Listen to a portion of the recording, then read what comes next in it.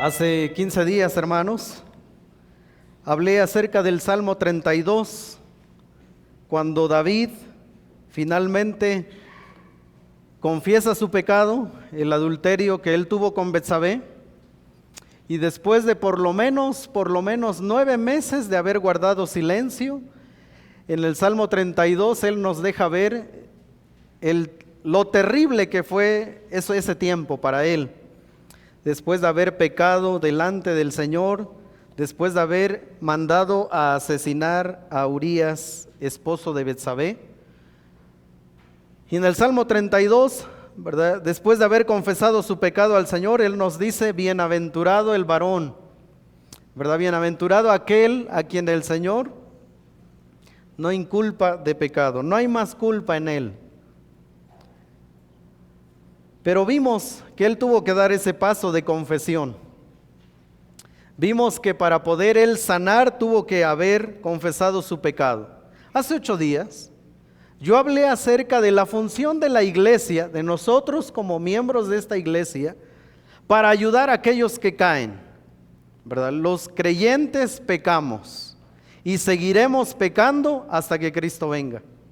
Filipenses 1:6 dice: estando persuadido de esto, que el que comenzó la buena obra en vosotros, la perfeccionará hasta el día de Cristo. Eso significa que nosotros los cristianos seguimos pecando, seguimos fallando, muchas veces con toda la intención, ¿verdad? Lo hacemos, y otras de aquellas que ni nos enteramos, pero que hicimos tropezar a otros.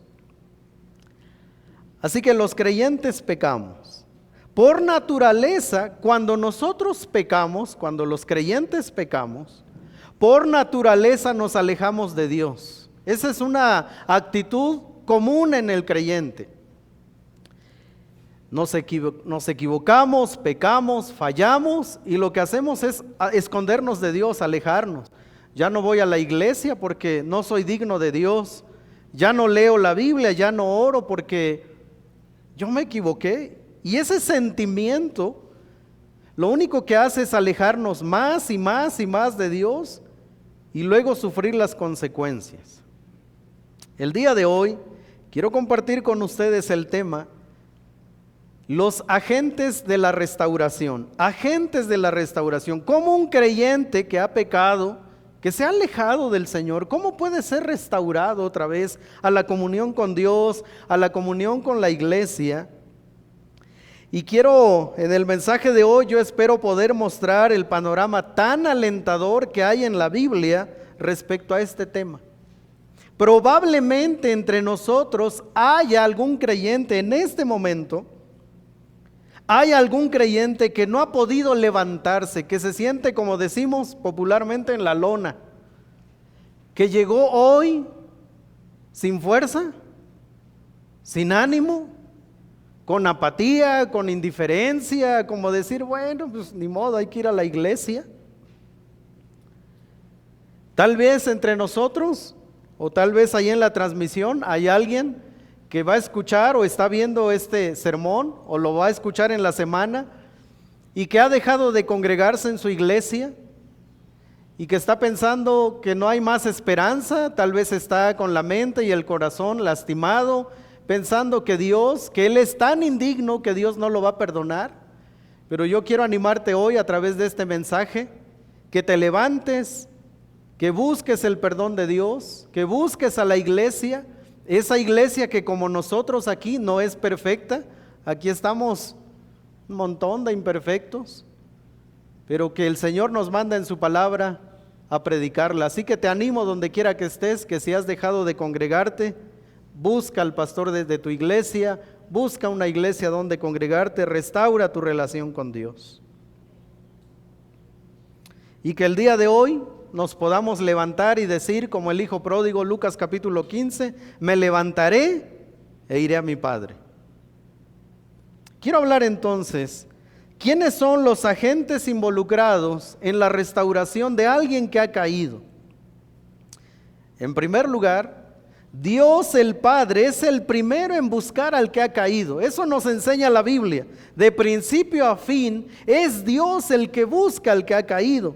Por ejemplo, cuando Adán y Eva pecaron y se escondieron, nosotros nos damos cuenta que esa fue la actitud, esa es nuestra actitud. Cuando nosotros nos equivocamos, lo primero que hacemos es escondernos.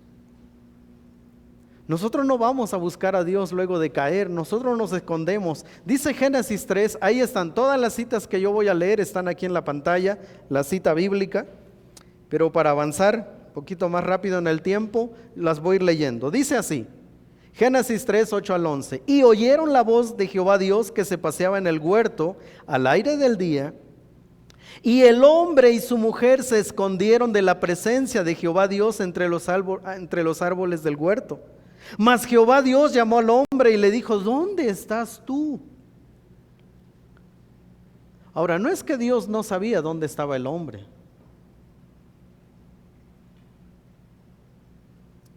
Es que de primera intención el hombre no buscaría a Dios. Y él respondió, oí tu voz en el huerto. Y mire qué tremendo, la voz de Dios que antes les cautivaba y les apasionaba y ellos querían escucharla, esa misma voz ahora les causaba terror, les causó miedo. Dice la Biblia, oí tu voz en el huerto, respondió Adán, y tuve miedo porque estaba desnudo y me escondí. Y Dios le dijo, ¿quién te enseñó que estabas desnudo? ¿Has comido del árbol de que yo te mandé? ¿No comieses? Y no es que Dios no sabía que el hombre había pecado. Pero esa voz que escuchó Elías, una voz, ¿verdad? Un silbido suave y apacible, que antes cautivaba el corazón de Adán y Eva, ahora los aterraba. Y cuando ellos escucharon la voz de Dios, fueron y se escondieron. Pero con esta pregunta, cuando dice, mas Jehová Dios llamó al hombre y le dijo, ¿dónde estás tú? Nos revela que el primer interesado en levantar al que ha caído es Dios. Salmo 145, 14 dice así, sostiene Jehová a todos los que caen y levanta a los oprimidos. Es Dios el que hace eso. Oseas 11, 2 al 4, hablando del pueblo de Israel, dice así, cuanto más yo los llamaba, tanto más se alejaban de mí. A los Baales, o sea, los ídolos de otras naciones, a los Baales sacrificaban y a los ídolos ofrecían sahumerios. El pueblo de Israel se entregó a la idolatría. Y en medio de eso, mire lo que hizo Dios. Yo, dice el Señor, con todo eso enseñaba a andar al mismo Efraín, al pueblo, tomándole de los brazos, y no conoció que yo le cuidaba. Con cuerdas humanas los atraje, con cuerdas de amor, y fui para ellos como los que alzan el yugo de sobre su cerviz, y puse delante de ellos la comida.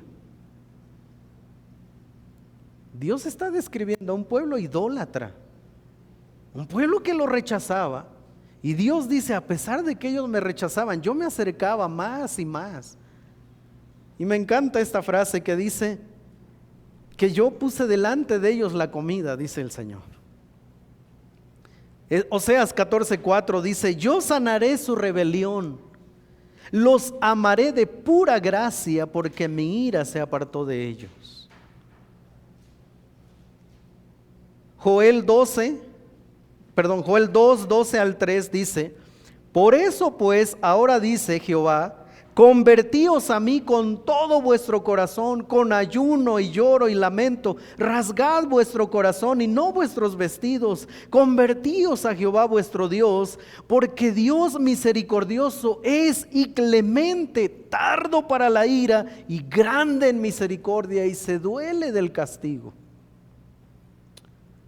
A diferencia de lo que muchos allá afuera piensan, que Dios está solo esperando a ver quién se equivoca y desde allá arriba ejecutar su juicio.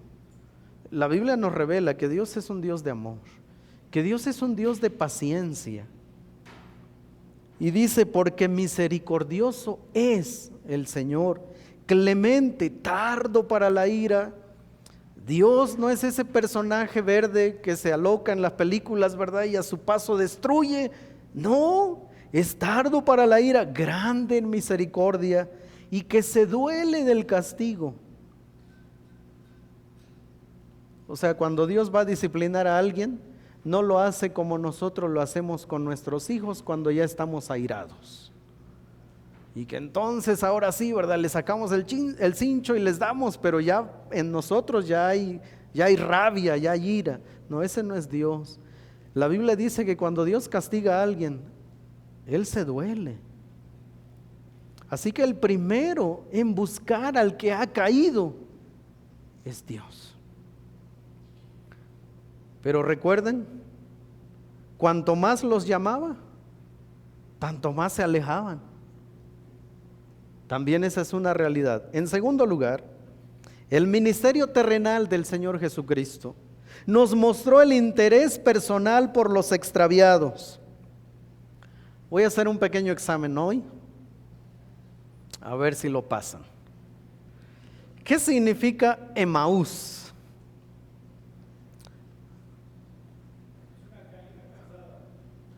No. ¿Qué significa Emaús? Les voy a ayudar, ¿sale? Pandemia, Semana Santa. Invitamos al pastor Israel Cordero de la ciudad de Querétaro. Como estábamos en pandemia, no podíamos reunirnos el domingo de resurrección y él predicó un sermón basado en Lucas 24. Los dos que iban camino a Emaús. ¿Ya? ¿Recordaron un poquito ese escenario? No, ¿verdad? Aquí voy. Entonces él dijo que la palabra Emaús significa aguas tibias. Eso significa Emaús, aguas tibias. Los dos discípulos, el día de resurrección, ellos estaban tan decepcionados, tan frustrados porque el Mesías murió y no les cumplió todas las expectativas que ellos tenían. Entonces se fueron de Jerusalén a Emaús, iban todos agüitados, apagados, y ellos iban decepcionados y frustrados. Pero qué interesante, ellos iban a la tibieza. Y el pastor Israel Cordero en aquella enseñanza dijo que Emaús es la representación de la tibieza espiritual.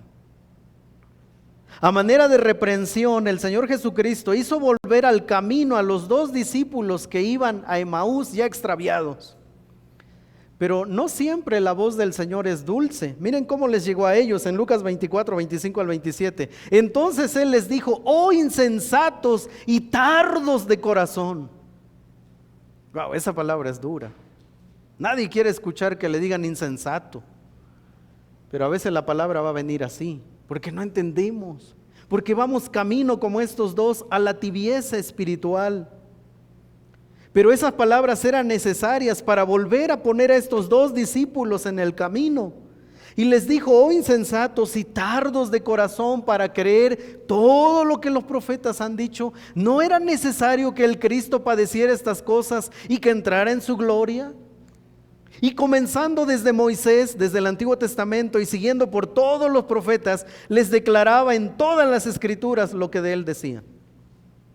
O sea, lo que Jesús está haciendo es recordándole las palabras, pero tuvo que decirles: insensatos ya, ¿verdad? Ustedes han olvidado la palabra. Pero Él lo tiene que hacer para regresarlos al camino. Lucas 15. En Lucas 15, el Señor Jesús nos muestra la búsqueda, una búsqueda de manera compasiva y tierna, como el pastor lo hace con sus ovejas heridas y extraviadas. Dice así Lucas 15, 5 al 6, y cuando la encuentra, hablando de un pastor de ovejas, un pastor literal, y cuando encuentra la oveja perdida, la pone sobre sus hombros gozoso. Y al llegar a casa reúne a sus amigos y vecinos diciéndoles: gozaos conmigo porque he encontrado mi oveja que se había perdido. En un libro que yo he citado en varias ocasiones desde este púlpito, el libro A la manera de un pastor, dice que de manera natural la oveja, el animal, de manera natural su tendencia es irse a los pastos del otro pastor. O sea, la oveja siempre piensa que la mejor comida está del otro lado. Y eso es una tendencia natural de esos animalitos. Bueno, la Biblia dice que nosotros somos sus ovejas y nuestra tendencia es pensar que en Cristo no hay seguridad, que ser cristiano no sirve, mejor me voy a ir aquí. Pero él como buen pastor va y nos vuelve a buscar otra vez, regresa a casa. Pero me encanta esta figura porque él dice que la pone sobre sus hombros gozoso. Eso hace Cristo cuando va a restaurar a alguien. Ya ves, nosotros lo haríamos así, ¿verdad? Ya ves, te dije que no lo hicieras, pero ya empezamos. No, pero ese no es Cristo. Cuando él encuentra a su oveja descarriada, él la toma en sus hombros con gozo y hace una fiesta. El apóstol Pedro, por ejemplo, el apóstol Juan, él nos relata que Pedro fue confrontado misericordiosamente por Jesús y recibió la encomienda de pastorear al rebaño con palabras como apacienta y pastorea mis ovejas. ¿Recuerdan? El apóstol Pedro le dijo a Jesús, antes de que Jesús fuera a la cruz, le dijo: Señor, aunque todos te abandonen, tú no contabas conmigo, ¿verdad? Este Pedrito era de los que hablaba y después pensaba. Entonces le dijo al Señor Jesús: Señor, aunque todos se escandalicen de ti esta noche, cuenta conmigo. Y a la primera, el apóstol Pedro salió corriendo. Resucita el Señor. Juan capítulo 21, ellos estaban pescando y llama a Pedro, ¿verdad? En la playa. Imagínense esa escena. Ya desayunadito, ¿verdad? Las penas con pan son menos. Proverbios 23, 24. No está ahí, hermanos. Ya desayunadito Pedro, comienzan a caminar y le dice Jesús a Pedro: Pedro, ¿tú me amas? Y Pedro, bien seguro de sí mismo, ¿verdad? Le dice: Señor, tú sabes que te amo. Segunda pregunta: Pedro, ¿tú me amas? Claro, Señor, tú sabes que te amo. Pero la tercera pregunta quebrantó a Pedro. Le dijo: Pedro, ¿tú me quieres? Porque eso es lo que él estaba respondiendo. En español no vemos la diferencia, ¿verdad? Pero Jesús le estaba diciendo: Pedro, ¿tú me amas? Y Pedro estaba respondiendo: claro, Señor, yo te quiero. La segunda pregunta: Pedro, ¿tú me amas? La respuesta es: claro, Señor, yo te quiero. Entonces Jesús le dice: Pedro, ¿tú me quieres? Y Pedro quedó entristecido, ¿verdad? Pero aún así le dijo: claro, yo te quiero, Señor. Bueno, entonces sigue adelante, te equivocaste, Pedro, pero te necesito en mi obra. El autor de Hebreos, por ejemplo, nos invita a acercarnos al sumo sacerdote compasivo para recibir auxilio en su debido tiempo. Hebreos 4, 13 al 16 dice: y no hay cosa creada que no sea manifiesta en su presencia, antes bien, todas las cosas están desnudas y abiertas a los ojos de aquel a quien tenemos que dar cuenta. Por tanto, teniendo un gran sumo sacerdote que traspasó los cielos, Jesús, el Hijo de Dios, retengamos nuestra profesión, porque no tenemos un sumo sacerdote que no pueda compadecerse de nuestras debilidades, sino uno que fue tentado en todo según nuestra semejanza, pero sin pecado. Acerquémonos pues confiadamente al trono de la gracia para alcanzar misericordia y hallar gracia para el oportuno socorro. Así que de entrada la Biblia nos muestra que cuando nosotros fallamos, nos equivocamos y nos sentimos tan indignos de volver a regresar a sus pies, desde el trono de la gracia hay alguien clamando para que yo regrese a casa.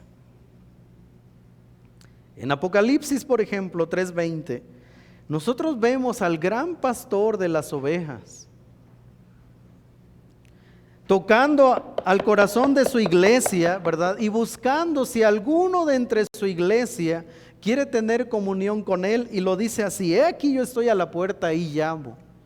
Si alguno oye mi voz y abre la puerta de su corazón, entraré a él y cenaré con él y él conmigo. O sea, yo quiero tener comunión, pero necesito saber si alguien está dispuesto.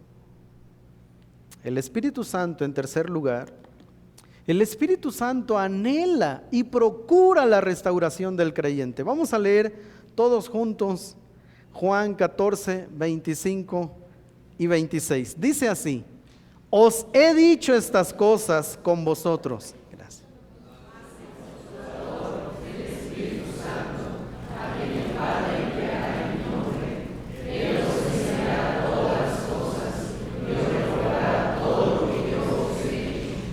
Qué interesante, al Espíritu Santo se le conoce como el Consolador. Pero el Consolador no solo viene porque que en griego es paracleto. Paracleto es alguien que está al lado de alguien para ayudar. Eso significa paracleto, el Consolador. Cuando dice más el Consolador, el Espíritu Santo, vendrá a ustedes, no solo estará ahí para socorrernos en los momentos de dificultad, de dolor y de debilidad. Dice que lo hará conforme a la palabra del Señor. Juan 16, 5 al 8 dice, pero ahora voy al que me envió y ninguno de vosotros me pregunta, el Señor Jesús hablando con sus discípulos, ¿a dónde vas? Antes, porque os he dicho estas cosas de que Él se iba, tristeza ha llenado vuestro corazón, pero yo os digo la verdad, os conviene que yo me vaya, porque si no me fuera el Consolador, el Espíritu Santo, no vendría a vosotros, mas si me fuere, yo lo enviaré. Vamos a leer Romanos 8:26, está en la pantalla, todos juntos, dice, y de igual manera el Espíritu nos ayuda en nuestra debilidad, porque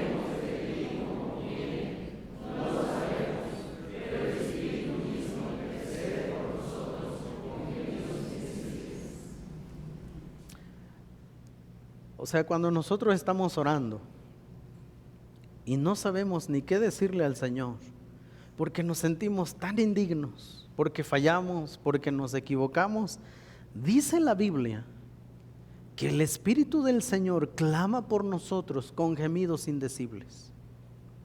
O sea que cuando yo ni siquiera tengo la fuerza espiritual para decirle, Señor, ayúdame, el Espíritu Santo no solo clama, dice que gime con gemidos indecibles.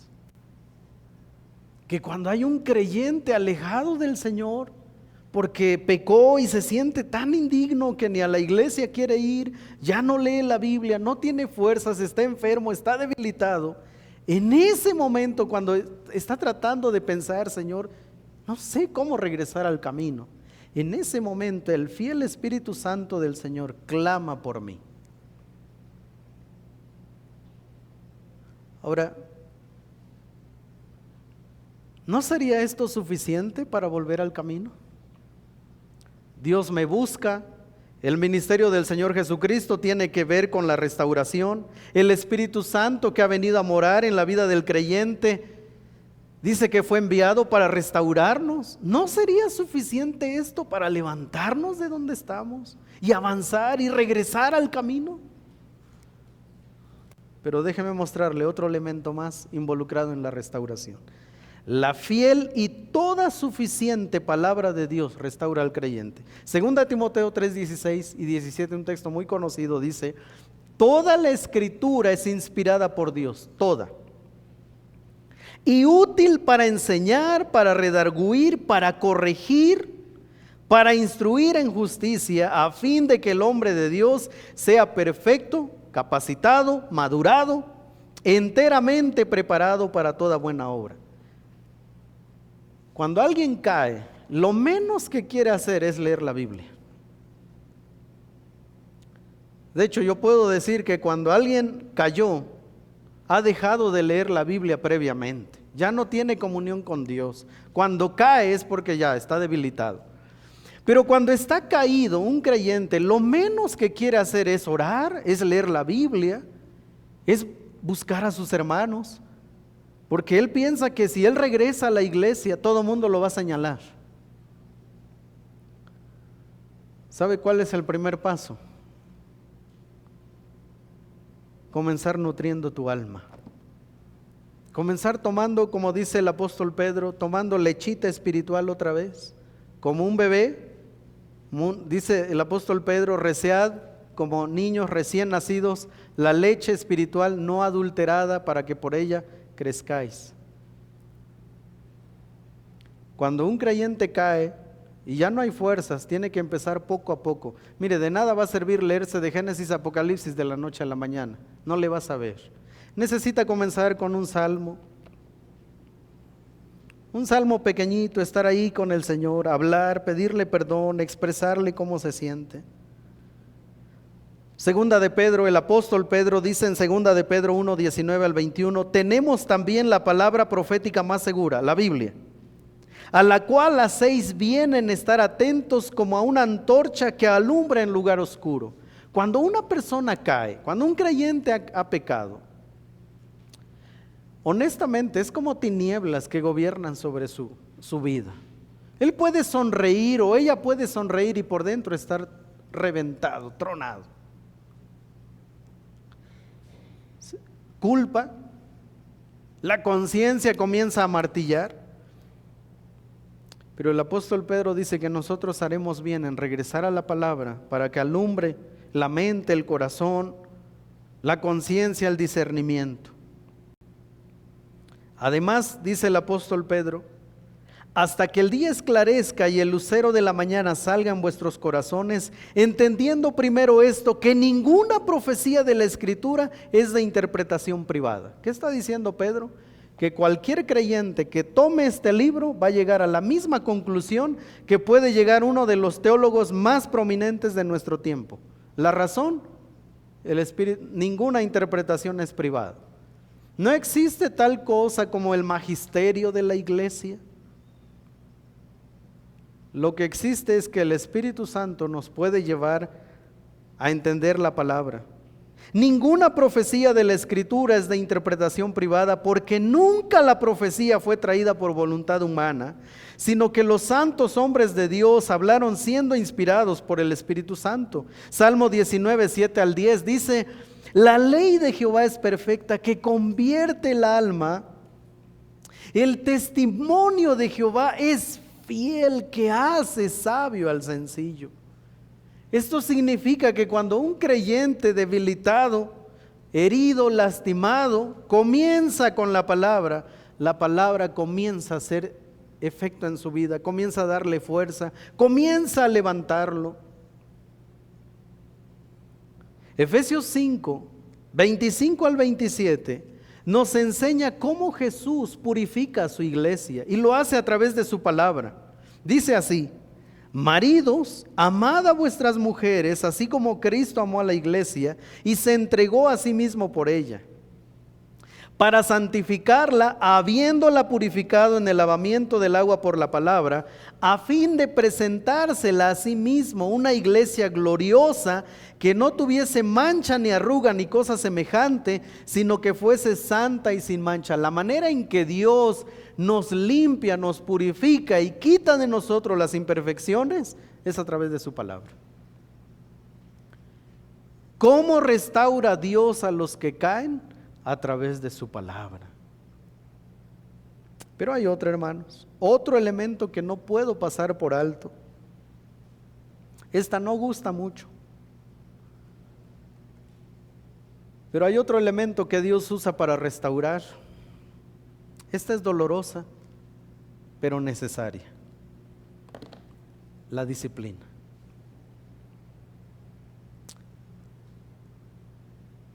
Dios usa la disciplina para restaurar a su pueblo.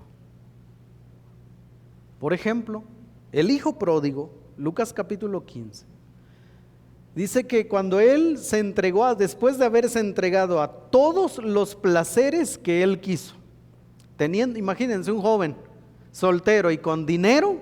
Ahora, no estamos hablando de 100 pesos en su cartera. Para mis hijos darle 100 pesos es darle la lanísima de su vida, ¿verdad?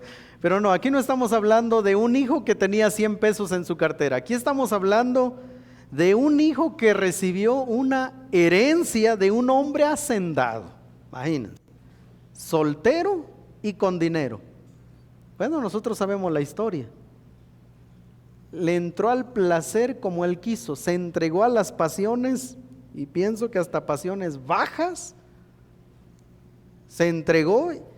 Cuando quedó sin nada, Lucas 15 dice que él vivió la vida más miserable que pudo haber encontrado.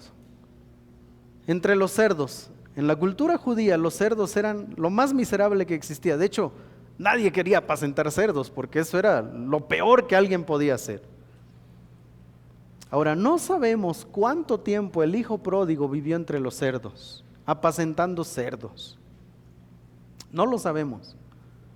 Lo que sí sabemos es que él tuvo que vivir sus consecuencias para poder volver a casa. Lo que sí sabemos es que no hubo manera de evitar vivir en la miseria para él poder regresar a casa. Por su parte, el autor de Hebreos nos dice, Hebreos 12, 5 al 11, esta palabra es dura, hermanos. Y habéis ya olvidado la exhortación que como a hijos se os dirige diciendo, hijo mío, no menospreciéis la disciplina del Señor, ni desmayes cuando eres reprendido por Él, porque el Señor al que ama castiga. A mí me encanta el amor de Dios, pero yo no quisiera asociar el amor con el castigo. Eso no me gusta a mí. Pero la Biblia dice que el Señor al que ama lo va a disciplinar. Y esa palabra todavía es un poquito más atractiva. Pero escuche lo que sigue. Porque el Señor al que ama disciplina y azota a todo el que recibe por hijo. Otra manera que Dios usa para restaurar al caído es disciplinarlo. Porque el Señor al que ama castiga y azota a todo el que recibe por hijo. Si soportáis la disciplina, Dios os trata como a hijos, porque ¿qué hijo es aquel a quien el Padre no disciplina? Pero si se os deja sin disciplina, de la cual todos han sido participantes, dice la Biblia, entonces sois bastardos y no hijos. Es verdad que ninguna disciplina al presente parece ser causa de gozo, sino de tristeza, ¿verdad? Cuando yo castigo a mis hijos, ellos no me dicen, papá, gracias, y me dan un abrazo, ¿verdad? Hoy sí, ¿verdad? Recibí el abrazo bien tempranito y una notita de Lisa que me dejó ahí en la mesita de noche. Pero cuando yo castigo a mis hijos, ellos no se dan la vuelta y me abrazan y me dicen, papá, gracias por la disciplina. No, ellos están enojados, ¿verdad? Ahora están en la etapa de la adolescencia y se encierran en su cuarto y no quieren verme. Pero como yo tengo las llaves, ni modo, ¿verdad? La Biblia dice, es verdad que ninguna disciplina al presente parece ser causa de gozo, sino de tristeza. ¿Pero por qué? ¿Por qué me hace esto? ¿Por qué lo otro?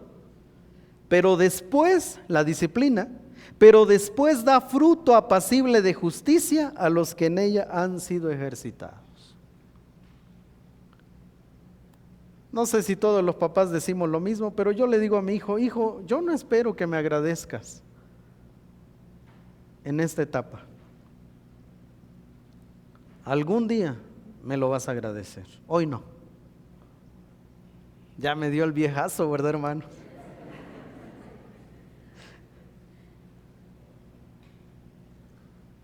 Porque yo entendí muchas cosas, hermanos, que mis papás hicieron conmigo cuando mi papá ya no estaba. Yo entendí muchas cosas ahora que yo soy papá. Proverbios 3:12 dice, porque Jehová al que ama castiga, como el padre al hijo a quien quiere. Job 5:17 dice, he aquí, bienaventurado es el hombre a quien Dios castiga, por tanto no menospreciéis la corrección del Todopoderoso. Y el último elemento, el último de los elementos que Dios usa, son instrumentos humanos como los pastores y hermanos maduros en la fe, con sus limitaciones, pero en las manos de Dios pueden y deben ayudar al caído. Ese es otro elemento que Dios usa para restaurar.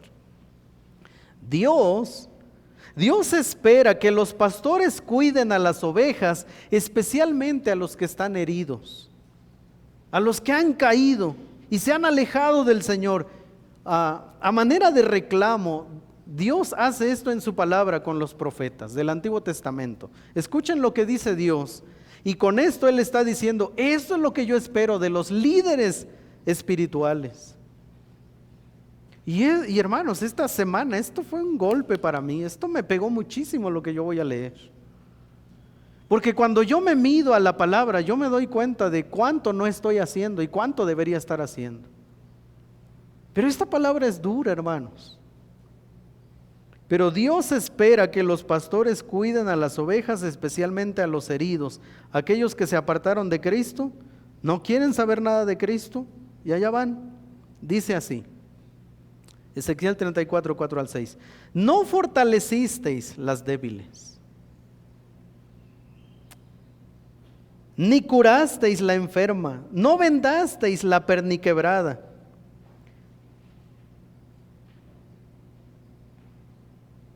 No volvisteis al redil la descarriada, ni buscasteis la perdida, sino que os habéis enseñoreado de ellos con dureza y con violencia, y andan errantes por falta de pastor, y son presa de todas las fieras del campo, y se han dispersado. Anduvieron perdidas mis ovejas por todos los montes, y en todo collado alto, y en toda la faz de la tierra fueron esparcidas mis ovejas, y no hubo quien las buscase, ni quien preguntase por ellas.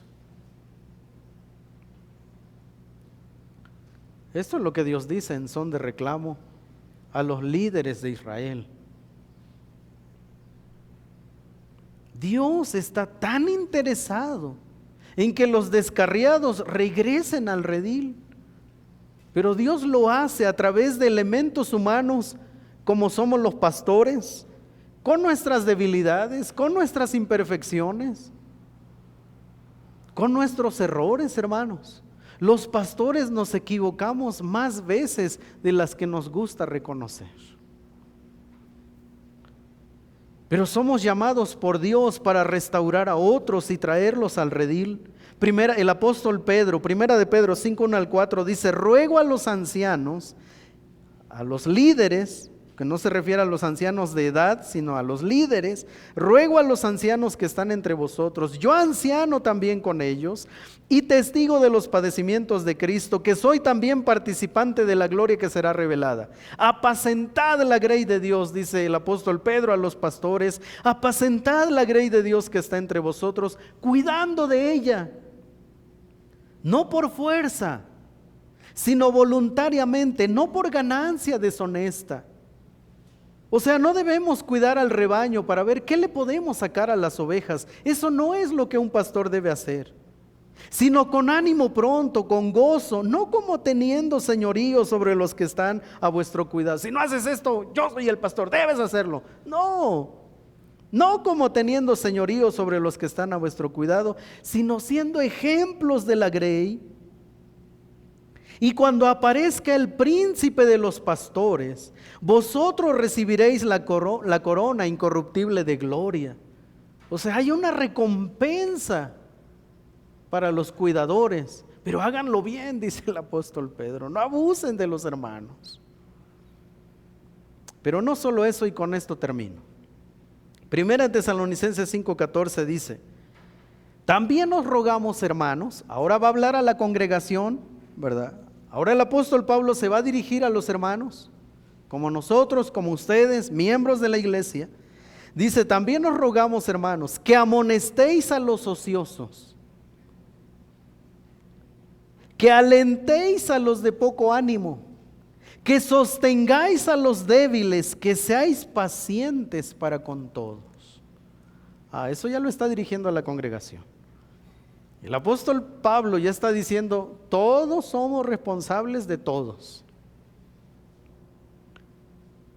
Segunda Tesalonicenses 3, 14, 15 dice: si alguno no obedece a lo que decimos por medio de esta carta, a ese señaladlo y no os juntéis con él para que se avergüence, mas no lo tengáis por enemigo, sino amonestadle como hermano.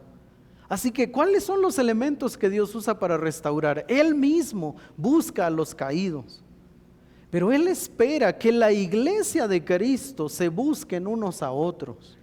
A mí me da mucho gusto ver hoy a la hermana Irma. Procuro verla de cuando en cuando.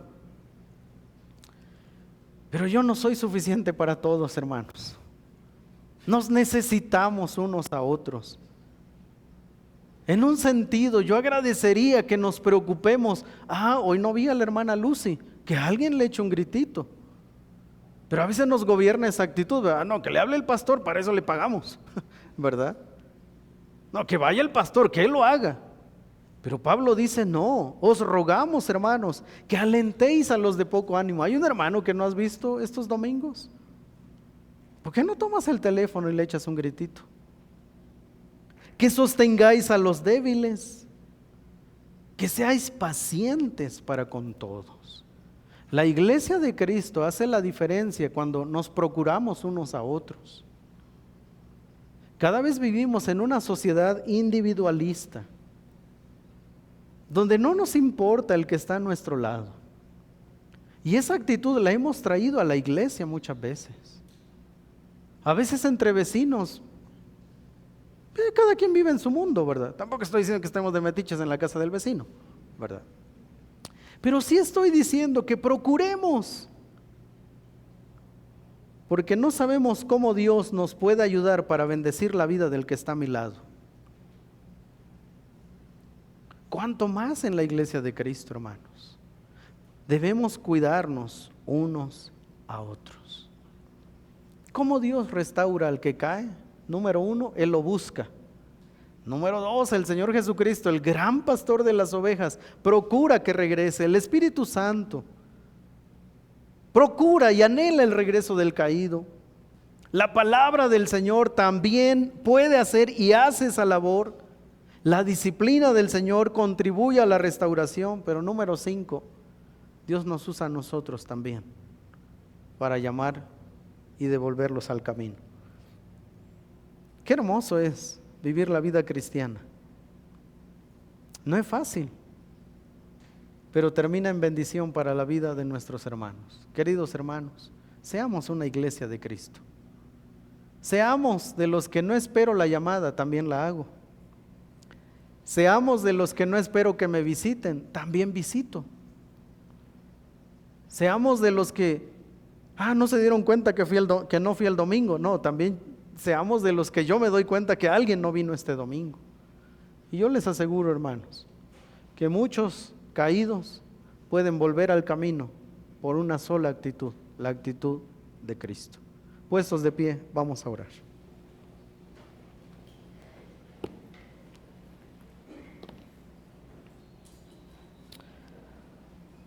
Padre, nosotros queremos darte gracias porque tú eres el gran pastor de las ovejas.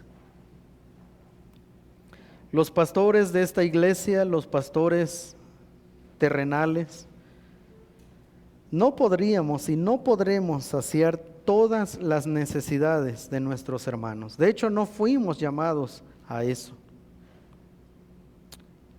Pero te damos gracias porque tú usas instrumentos comunes y corrientes para cuidarnos unos a otros. Y yo te pido, Señor, en el nombre de Jesús, que nos ayudes a ser la iglesia que Cristo tiene en su mente y en su corazón. Que seamos cristianos, que nos amemos, que nos procuremos, para que Cristo y solo Cristo sea exaltado. En el nombre de Jesús oramos y damos gracias. Amén y amén.